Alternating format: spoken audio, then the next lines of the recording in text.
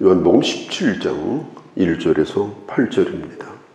요한복음 13장의 마지막 만찬을 마치고 만찬 자리에서 나오셔가지고 겟세마네 동산으로 가시는 동안 주님이 하신 말씀이 바로 요한복음 14장에서 17장까지입니다. 14장에서 16장까지는 예수님과 제자들과의 관계입니다. 또 주님께서 예수님을 떠났을 때 그러면 어떻게 되는 것인가? 성령님 함께할 거다 하는 걸 반복해서 가르쳐 주셨습니다. 그 다음에 주님께서 하늘을 우러러서 기도를 시작하십니다. 기도의 전반 부분은 예수님 자신을 위한 기도입니다. 그리고 중반 부분 6절에서 19절까지는 제자들을 위한 기도입니다. 20절에서 26절까지는 앞으로 오고 오는 모든 세대, 모든 성도와 모든 교회를 위한 기도입니다. 요한복음 17장은 대단히 어려운 본문입니다. 요한복음 17장을 이해하시려고 하면 십자가를 향해서 가고 계신 예수님과 한 발자국 한 발자국 그 발걸음을 함께 할 때만 이해가 가능한 말씀입니다. 예수님의 지성소의 기도다 이렇게 말하기도 하고 예수님의 대제사장의 기도다 이렇게 말하기도 합니다. 왜 지성소의 기도냐?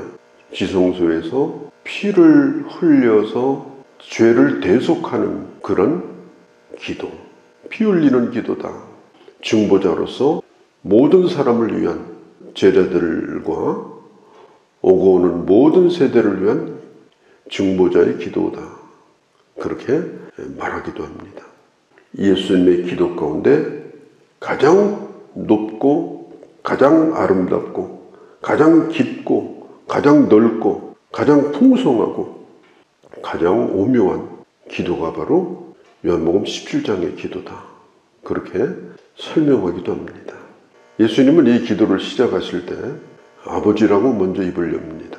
우리는 기도할 때 내가 하나님과 어떤 관계인가를 생각을 하며 기도해야 됩니다. 하나님과 나 사이는 어떤 관계인가? 그 관계 속에서 기도가 이루어지는 거죠. 우리가 누구에게 뭘 부탁하려고 해도 그 사람과 나와의 관계가 중요한 겁니다. 먼저 관계를 깊이 생각을 해보고 기도도 마찬가지입니다. 지금 나와 하나님과의 관계는 어떤 관계인가? 내가 이 기도를 해도 될 만한 건가? 그걸 먼저 생각하셔야 돼요. 성부 하나님과 매우 친밀한 관계를 표현하면서 아버지 이렇게 말합니다. 이 아버지라는 말이 예수님은 아람어를 사용하셨는데 아빠라는 말입니다. 우리나라 아빠가 아니고 아람어의 아의 비읍.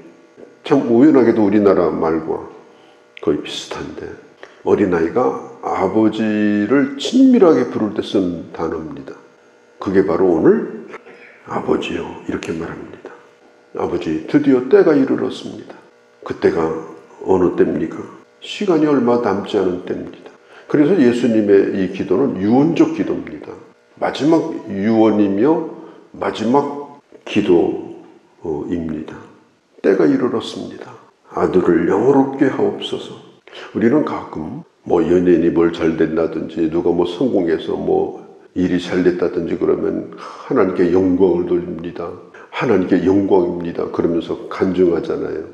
하나님께 영광을 예수님도 돌리기를 원했거든요.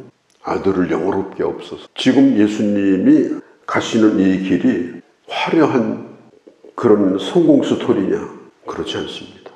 예수님은 창세전부터 영화로우신 분입니다. 예수님은 더 이상 영광이나 영화가 필요 없는 분입니다. 예수님은 굳이 인간이 될 필요가 없으신 분입니다. 전혀 더 화려해질 필요도 없고 더 성공할 필요도 없고 그런 예수님인데 예수님은 지금 뭐라고 그래요? 아들을 영화롭게 하옵소서. 예수님은 충분히 영화로우신 분인데 왜 굳이 영화롭게 해달라고 했는가? 내가 하나님을 영화롭게 한다는 것은 이 세상에서 내가 잘되고 성공하고 멋진 성공 스토리를 말하는 게 아닙니다. 이 말씀의 뜻은 하나님의 계획에 대한 얘기입니다. 하나님의 계획은 하나님께서 인간을 사랑하셔서 인간을 구원하는 게 계획입니다. 하나님의 방법은 한 가지밖에 없었습니다. 인간의 몸을 입는 것이었습니다. 그리고 죽음을 통하여 인간을 구원하시는 것입니다. 그래서 하나님의 그 뜻이 온전히 이루어지는 것을 예수님은 자신도 영화롭게 되는 길이라고 생각을 한 거예요. 우리가 하나님의 영광을 위해서 산다는 게 뭐예요? 살아도 하나님의 영광을 위해서, 죽음도 하나님의 영광을 위해서입니다. 하나님의 영광만을 생각하고 사는 것, 그것이 내가 낮아지고 다 깨어지는 일이랄지라도 그렇게 하는 것이 하나님의 뜻이면 그게 하나님께 영광이라고 믿고 그 길을 가는 것. 그러면 예수님이 생각하셨던 영광이 뭐냐? 하나님 아버지가 아들에게 주신 모든 사람을 다 구원을 받게 하는 겁니다. 영생을 얻게 하는 것입니다. 영생이 뭡니까? 영원히 사는 게 영생이에요. 예수 그리스도를 통해서 하나님과 영원히 살아가는 삶이 영생입니다. 사람은 다 영생을 해요. 지옥 가서도 영생하고 천국 가서도 영생하고.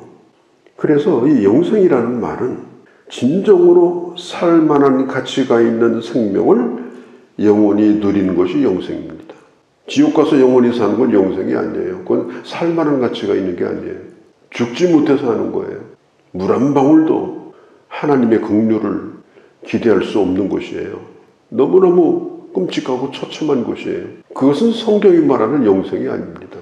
그것은 멸망이라고 말하는 거예요. 진정으로 살만한 가치가 있는 생명을 영원히 누리는 겁니다.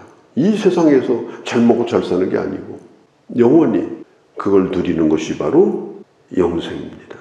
예수님은 하나님께서 자신에게 주신 사람들에게 그 영생을 주시는 그 뜻을 이루는 것이 바로 하나님을 영화롭게 하는 길이고, 예수님 자신도 하나님의 뜻을 이루는 것이 바로 내가 영화롭게 되는 길이다. 이렇게 예수님은 생각을 하신 것입니다. 4절에 보면 아버지께서 내게 하라고 주신 일이 뭘까요? 십자가에서 죽으시는 일이에요. 그 일을 내가 이루어 그걸 온전히 이루게 해달라는 거예요. 그걸 온전히 감당케 해달라는 거예요. 아버지를 이 세상에서 영화롭게 하였사오니, 그렇게 하시는 길이 그게 예수님에게 가장 큰 기쁨입니다. 그게 진정한 소원입니다. 5절에 보면 이렇게 말하죠. 지금도 아버지와 함께 나를 영화롭게 하옵소서. 여기서 나를 영화롭게 해달라는 말은 아버지께서 나를 보내신 그 뜻을 온전히 이루어서 그렇게 이루어 드리는 것이 내게 기쁨입니다. 그런 거예요. 그것이 바로 내 목표입니다. 하나님께서 내게 주신 사람들에게 영생을 주는 일을 다 이루기를 원하는데, 그 영생이 뭐냐?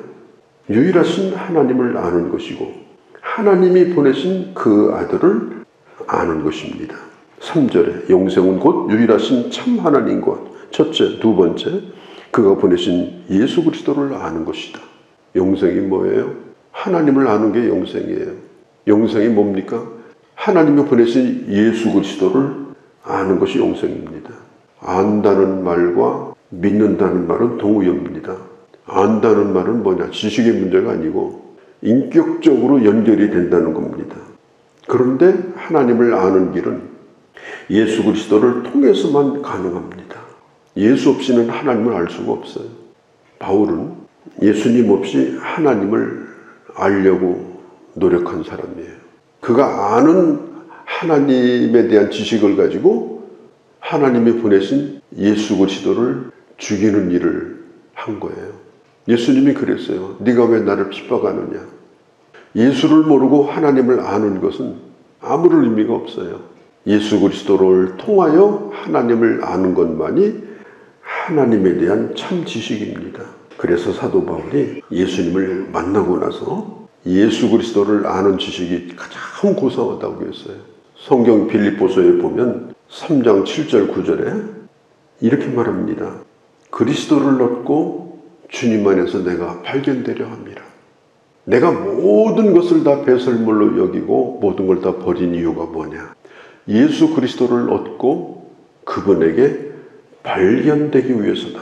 이 발견된다는 말은 자신이 예수 그리스도 안에 있다는 사실을 끊임없이 확인하는 거예요. 나는 주님 안에 있다.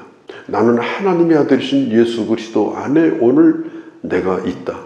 그 다음에 예수 그리스도를 더 알아가는 겁니다. 예수 그리스도를 더 깊이 알아가는 겁니다. 그게 바울의 인생의 목표였습니다. 자기는 그것을 위해서 앞으로 평생토록 달려가겠다고 했어요. 평생토록 예수를 알아가야 됩니다. 이것은 관계의 문제입니다. 내가 주님 안에 지금 분명히 거하고 있다. 주님과 바른 관계를 가지고 있다는 것을 내 스스로가 확인하고 그 관계를 점검하고 그리고 그 관계 안에서 주님을 알아가는 인격적인 관계 안에서 주님을 알아가는 그런 과정. 그게 바로 예수 믿는 사람의 삶의 과정입니다. 사도 바울처럼 내가 잘난 거, 내가 아는 것 모두 다 묻어버렸다. 난 끊임없이 예수 그리스도와의 관계를 나는 확인할 거고 그리고 그 주님을 더 알기 위하여 나는 달려갈 거다. 그게 바울이 걸어갔던 길이고 또 주님이 우리로 하여금 가기를 원하는 길인 것입니다. 5절에 내가 아버지를 영화롭게 하여 싸우니 이제 아버지가 나를 영화롭게 해달라. 조건부 기도가 아닙니다. 조심하셔야 돼요. 내가 이만큼 주를 위해서 살았으니까 나 높여줘야 되지 않습니까? 아니에요. 이 말은 뭐냐? 하나님을 영화롭게 해드리는 것이 나의 참 기쁨입니다. 하나님을 영화롭게 하는 것이 나의 가장 큰 행복입니다. 그래서 예수님은 십자가를 향해 간 겁니다.